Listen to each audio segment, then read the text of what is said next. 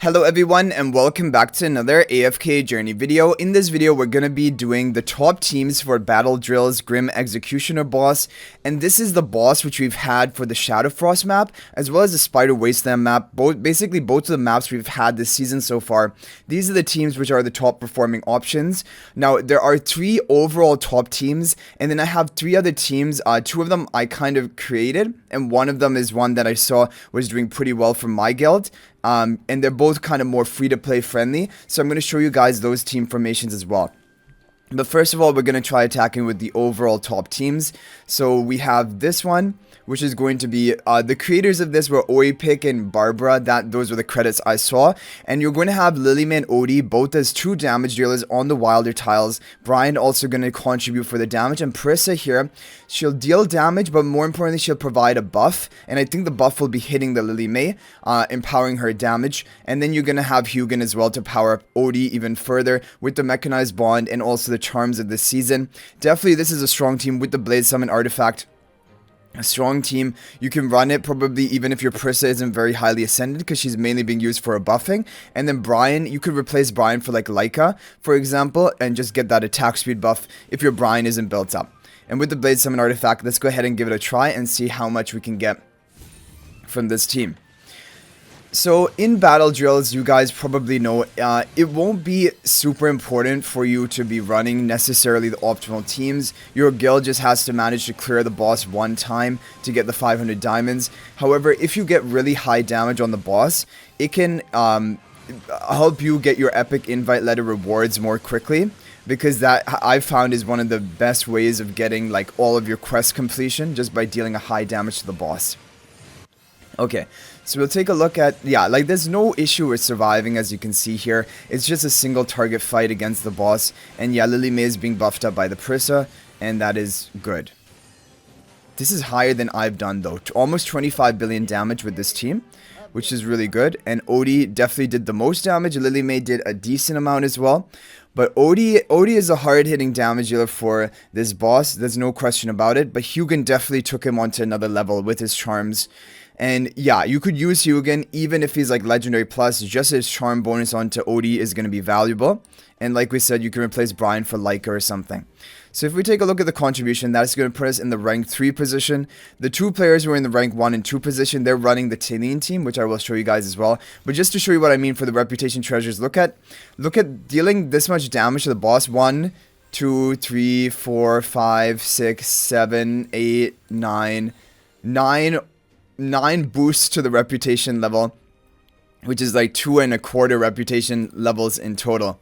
And so that's how I found like basically the easiest way of getting all of these reputation treasures.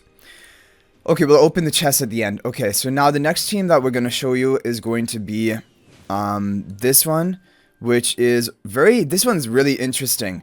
And the reason for it is because I think we have Moment of Glory. We basically have a buff effect. If I show it to you guys, yeah, we have a buff effect, Moment of Glory. Whenever an ally casts the ultimate, increases all allies attack by 15% and crit by 20 for 3 seconds, and this effect can stack. And so Alsa has the most rapid ultimate casting of any hero in the game, and so you just want to put her into the team, and she's going to ramp up the damage like crazy of your damage dealers because of this effect. And that is why Alsa, even if you only have like 1 copy of her, I would try her in this team, because she's just there to ramp up the damage from that buff effect that you have as much as possible. Now, interestingly, there's some weird damage dealers here you would not expect for a boss. You have Nero's Charms onto Muriel, who with their Supreme Plus upgrade deals pretty good damage. Velka, she deals good true damage, and that is good, and that's going to give attack speed to all of your allies. And then Carolina is not known to deal good single target damage. However, it's just working with the Graveborn faction talent tiles. But I have a feeling, you know, honestly, like you could probably even replace Carolina for like Thorin, for example, because then Thorin would have a debuff Soul Plunder to increase your damage output. Not Bonnie, because Bonnie's using the other team. But yeah, let's give it a try. Basically, if you don't have Carolina, I would try replacing her for Thorin. It might even be better, but let's see what happens.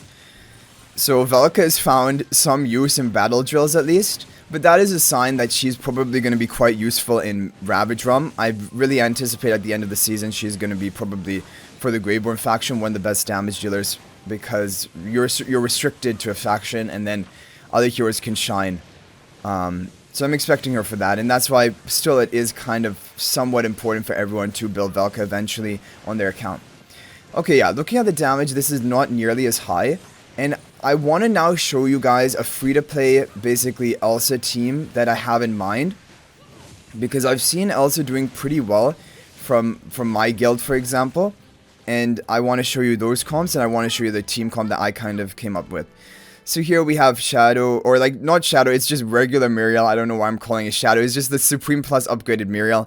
And then Elsa dealing some damage, and just mainly buffing up the team. Yeah, Carolina, I don't know. This is a decent team, but honestly, I don't know if this is necessarily the strongest. I think it's just making use of leftover options.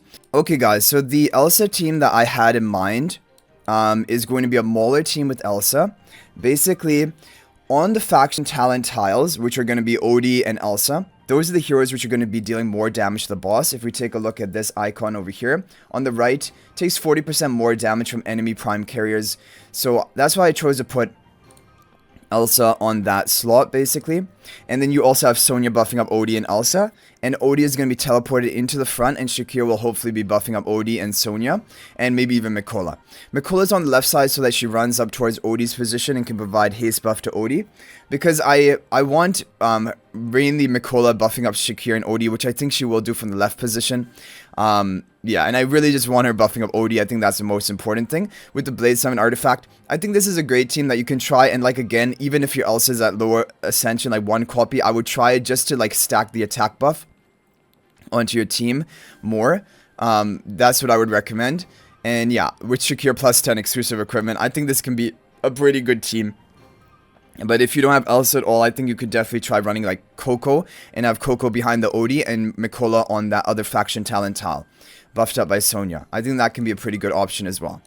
And talking about another free-to-play option, like basically that I put together here, this is going to be Wilder Tiles, because like that will increase non-ultimate damage, which will be like Rainstorm Ballet of Lily May, and then Bonnie's skill damage. Bonnie's Supreme Plus ability is going to cause magical damage to be amplified, so Parissa and Lily May will be hitting harder. Damien here for healing and the haste buff, more importantly to increase the damage of your allies. And Thorin for the Soul Plunder debuff, and then some damage reflect. With the Blade Summon spell, I thought would be good. You could try Harmonic spell as well, but I think this can be a pretty good free-to-play friendly team option as well. And if you don't have Bonnie, you can really replace her for any other damage dealer in this comp. But we're using Odie in the other comp, so you would not be able to use Odie in this comp as well. And then finally, the final free-to-play team I wanted to show you is one that someone in my guild was running, and basically it is using a fully Lightbearer team. Sonya buffing up Sinbad. I think probably there could be some optimization in the positioning. Like Lucius should be in front of Sonya, because then Sonya can be buffing up Merrily and also the Sinbad. But with the Blade Summon spell, and you can put Sinbad on the tile or Corrin on the tile, I think both would be fine. But Corrin will be casting his ultimate a lot. You could even use Rowan, honestly, in this team comp. Like Rowan would not be a bad option. Rowan buffing up the energy of Sonya, Sinbad, and Corrin, and then you don't even have to run Lucius. Maybe you could do that. But basically, this is just another idea for a team comp, basically a Lightbearer team comp. And it was doing pretty well, got decent scores as well. That's what I noticed. Okay, now guys, we're going to show you the overall top team, which is this one. It is a Hypergean Celestial faction talent team with the Harmonic spell. The people who are getting the top scores today have 30 faction talents, but we're going to try running it with just 20 and see if we can do well as well.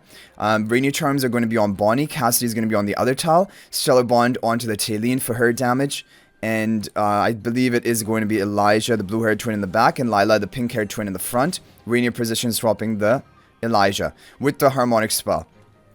So this is going to be the final, basically, boss killer team. You can run it even with Legendary plus Talenes. I've seen people do that in my guild and still get good scores. Cassidy, you should, in my opinion, only run if she's Mythic plus or above. If you don't have Cassidy, I would replace her for some other damage dealer option. Basically, another magic damage dealer with single target damage would be ideal. And And yeah, and if you wanted to replace Rainier, you can replace him for something like Thorin, because Thorin provides a similar sort of debuff. Whenever you're thinking about replacing Rainier, you can replace him for another debuffer like Thorin or Sinbad, or you can replace him for a buffer like Sonya or Mikola. Like, these are basically the ways you can think about Rainier, because he's like a support to increase your damage. You can go for different options. So I think the top score for my guild is like 28. And we're going to beat that. We're going to beat that even though we don't have the 30 faction talents of Celestial Hypogean. Almost 29 billion damage, which is pretty crazy. And yeah, but we still just get gold from it. That is the sad thing. I want to talk a little bit about that. But there, you look at this. Talene and Cassidy both did a huge amount of damage. And Bonnie, she deals damage, but she's mainly here for her Supreme Plus ability to amplify the damage of your other allies. Yeah. Okay, so what I wanted to talk about, that is going to be the rank 1 position over here. But what I wanted to talk about is how these keys that you drop, other than from the reputation quest, they're completely random. What I've noticed is whether you get like a top score or you get a terrible score, it doesn't seem to affect the drop rate at all. And that's why one thing that I was thinking about is that, like, if your guild has already gotten the clear of the diamonds for the 500 diamonds, then what if you just ran boss teams of 3 heroes, right? Because then you could run 5 teams with 15 stamina instead of, like, we did 3 teams of 5 with 15 stamina. And then you have 5 chances at a key compared to 3 chances at a key. It won't make a big difference overall, but it was just something I was thinking about. Is it maybe more optimal to do that? So you guys let me know what you think about that in the comment section. Yeah. Okay, so we did all the damage to the bosses we possibly can, and now to get the final reputation, we're just gonna have to do, like, participate in a battle tomorrow, and then we'll upgrade. But just make sure, guys, every day, every time in battle drills, you need to do all 5 levels of reputation treasure. It's too much value on the table. And as for the keys, I always go for Thrill Seeker treasure, because it can drop more guild medals. The Cautions collection, it can drop diamonds, but I don't know. I feel like everyone wants those guild medals for the stellar crystals, and that's kind of what I'm going for. The only bad hit in all of this is the acorns. But for, like, again, free-to-play or early game players, acorns are also a good hit. So in every way, this is kind of optimal. But yeah, I like the A-level sausages as well. I just don't like the acorns. They're the only ones which, like, I get disappointed by. But yeah, I always go for Thrill Seeker's treasure. Let's see what we get. Okay, we got some acorns, but overall, look at this, like 160 guild medals. It is obviously not a huge amount, but every bit counts for, and then 2 invite letters as well. So anyway, guys, that is going to be it for this video. If you have any other team comps which you're using effectively, you can feel free to share them in the comment section.